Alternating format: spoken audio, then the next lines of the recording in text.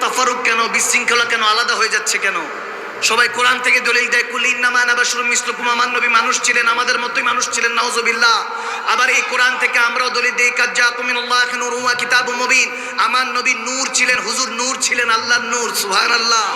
আর কিতাবুম মুবিন, আল্লাহ ওই কোরআনটা দিয়ে আমার নবীকে পাঠিয়েছেন, ওই নূরে মুস্তাফা দিয়ে কোরআন পড়তে হবে। আলো ছাড়া জ্ঞান অর্জন হয় না।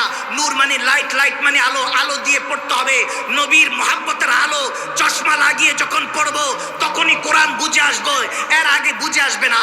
জিজ্ঞেস করলাম, আল্লাহ তুমি বলতেছো ইন্নাল্লাযীনা ইউবাইউনাকা ইন্নামা ইউবাইউনাল্লাহ ইয়াদুল্লাহ ফাওকা আইদিহিম, ইয়াদুল্লাহ ফাওকা আইদিহিম। আল্লাহ তুমি বলতেছো যারা কোরআন পড়ে, কোরআন বুঝে, তারা আমার নবীর হাতে যাতে হাত দিয়ে দেয়, বায়াত হয়ে গোলাম হয়ে যায়, নবীর আতিউল্লাহ আতিউর রাসূল, নবীর ইতাআত করে। বললাম, আল্লাহ তোমার নবীর ইতাআতের মধ্যে তুমি বললে ইয়াদুল্লাহ ফাওকা আইদিহিম, তুমি বলতেছো আমি ওই বান্দাকে হাত দিয়ে দুনিয়াদারির মধ্যে ইহকাল পরকাল প্রোটেক্ট করি, সুবহানাল্লাহ।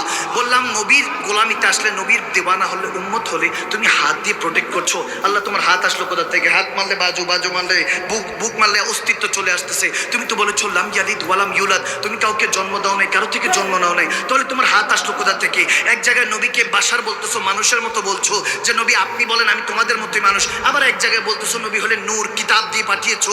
সবই বুঝতেছি না, কনফিউশন রাখছো, তো মানুষ কোনটা মানবে, কোনটা বুঝবে? আল্লাহ বলতেছে, হ্যাঁ শুরুতে জানিয়ে দিয়েছি সূরাতুল বাকারার 2য় আয়াতে, দালিকাল কিতাবুল্লাহ রাইবা ফীহি হুদাল লিল মুত্তাকিন, একটা কিতাব তোমাদেরকে দিয়েছি যে কিতাবের মধ্যে কোনো রকম সন্দেহ, হুদাল লিল মুত্তাকিন, মুত্তাকিন বান্দাদের জন্য হেদায়েতের পথ এই কোরআন। বুঝতে পারলাম তুমি ইনসানিন বলো নাই, মুমিনিন বলো নাই, তুমি বলেছো মুত্তাকিন। মুত্তাকিন তারা যারা ইত্তাকিন, আল্লাহকে ভয় করে, ফাত্তাকুল্লাহ মাস্তাতাতুম, রূহ দিয়ে জিসম দিয়ে আল্লাহকে ভয় করে, আর তারাই আল্লাহকে ভয় করে এবং মুমিনিন হয়ে যায়, নবী প্রেমিক হয়ে যায়। সেই নবীকে নিয়ে এখন কটূক্তি হয়। বললাম কোরআন কেন বুঝে আসতেছে না, যেখানে আল্লাহ বলতেছে লা রাইবা ফীহি, কোনো রকম সন্দেহ নাই, কোনো রকম সন্দেহ নাই, তাহলে আল্লাহ ভিতরের মধ্যে এত সন্দেহ কেন? মুসলমান কেন এটা আলাদা হয়ে যাচ্ছে?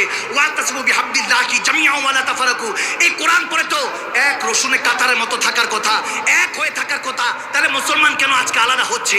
শুরুটা বুঝে যান, খোদার কসম করে বলছি, তাহলে শেষটা বুঝে যাবেন। যখন বললাম আল্লাহ বলতেছে মুত্তাকিনদের কাছে যা, ওলি আল্লাহদের কাছে যা, আল্লাহ ওয়ালাদের কাছে যা।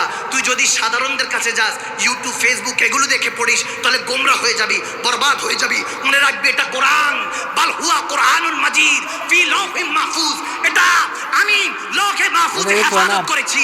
যখন বললাম আল্লাহ কোরআন তো বুঝতে আমি ওলি আল্লাহদের কাছে যেতে হবে, তখন সৈয়দনা আব্দুল কাদের জিলানীর কাছে গেলাম, খাজা মাইনুদ্দিন চিশতির কাছে গেলাম, শাহজাল ইয়ামানি, শাপন ইয়ামানি, আবেদ শাল মাদানি, ওলি আল্লাহদের কাছে যেতে লাগলাম। বললাম আপনারাই বলেন, কোরআন আপনাদের কাছে বুঝতে বলেছে, কোরআন পড়ে মুমিন হতে চাই, জানি ক্ষণস্থায়ী দুনিয়া, বেশি দিন সুখ তালাশ করে লাভ নাই, এটা চিরস্থায়ী, তালাক দিয়ে চলে যেতে হবে, আপনারা শিখান। তখন তেনারা শিখাতে লাগলেন, হ্যাঁ আগে দালিকাল কিতাব বুঝো, এই কিতাবের কথা বলা হয়েছে। বললাম হ্যাঁ এটাই তো সেই কোরআনের কথা। বলে না না, গভীর খেয়াল দাও। তখন বললাম দালিকাল কিতাব, হ্যাঁ বুঝলাম তো এটা কিতাব তো। বলে এটা নিয়ে আবার গবেষণা করো। গবেষণা করতে লাগলাম, বেশ হয়তো বা শায়েখের তরিকত শিখিয়ে দিয়ে গেলেন। যখন গবেষণা করতে করতে লাগলাম, যখন কোরআন আমার নবী বলতেছেন জুবান দিয়ে, আর সেই ইলাহির মালিক লৌহে মাহফুজ থেকে যখন কোরআন দুনিয়াতে পাঠাচ্ছেন, পাহাড় বলে আমার উপর নাজিল করুন আল্লাহ, জ্বলে যাব, নদী বলে না, সাগর বলে না, 7 আসমান 7 জমি না না করতে লাগলো, সব না না করছে। তখন আমার নবী বলে, আল্লাহ যদি তোমার কোরআন অবতীর্ণ হওয়ার সাথে এই কোরআন এত নুরানি, এটা তাজাল্লি যদি বরদাস্ত বান্দা না করতে পারে, তোমার সৃষ্টি না করতে পারে, আমি নবী সিনাতে রাখো, তোমার প্রেমে আমি জ্বলে পুড়ে ছাই হতে চাই।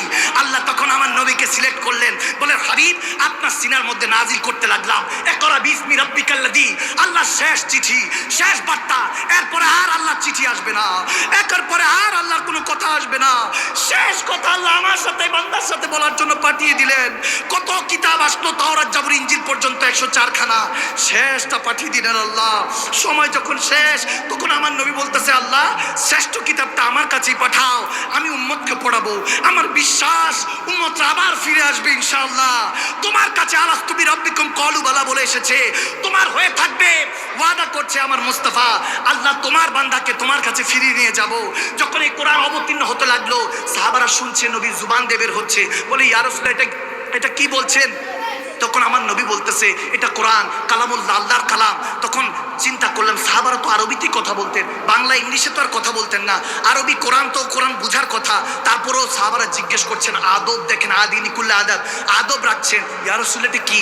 তখন বলে এটা আল্লাহর কালামুল্লাহ, আল্লাহর কালাম। তখন বলছে হ্যাঁ হ্যাঁ ইয়া রাসূলুল্লাহ সাদাকতা, আপনি যেটা বলেছেন সত্যই বলেছেন। আমার নবী বলে দিয়েছেন কুল হুয়াল্লাহু আহাদ, মেনে নাও আল্লাহ এক। তেনারাও বলেছেন হ্যাঁ আল্লাহ এক, দেখে নাই মেনে নিয়েছে। কেউ একজন দৌড়ায় এসে বলতেছে, এ আবু বকর সিদ্দিক, এই রজব মাহিনাতে বলে, এ আবু বকর সিদ্দিক, কাফেরা বলতেছে তোমার নবী মসজিদে নববীতে বলতেছে তিনি নাকি 27 বছর আওয়াদনা কাবা কাউসেন লা মাকানে আল্লাহর সাথে নাকি দেখা করে আসছে। তখন সিদ্দিক আকবর বলছে তুমি মিথ্যা বলছো, কারণ কথাটা আজব ছিল, একদম একদিনে 27 বছর কাটানো সম্ভব না, আজব ছিল। বলতেছে মনে হয় আমার নবীর উপর তহমত দিচ্ছে কাফেররা। বলে তুমি মিথ্যা বলছো? বলে বিশ্বাস না হলে মসজিদে নববীতে যাও, এখনো তোমাদের নবী সাহাবাদেরকে যে এই কথাই বলতেছেন। তখন সিদ্দিক আকবর মুচকি হাসি দিয়ে বলতেছে যদি নবীজি এখনো বলে থাকে তাহলে সাদাকতা, আমার নবী সত্যই বলছে, সত্যই বলছে। কাফের বলতেছে কি বলেন?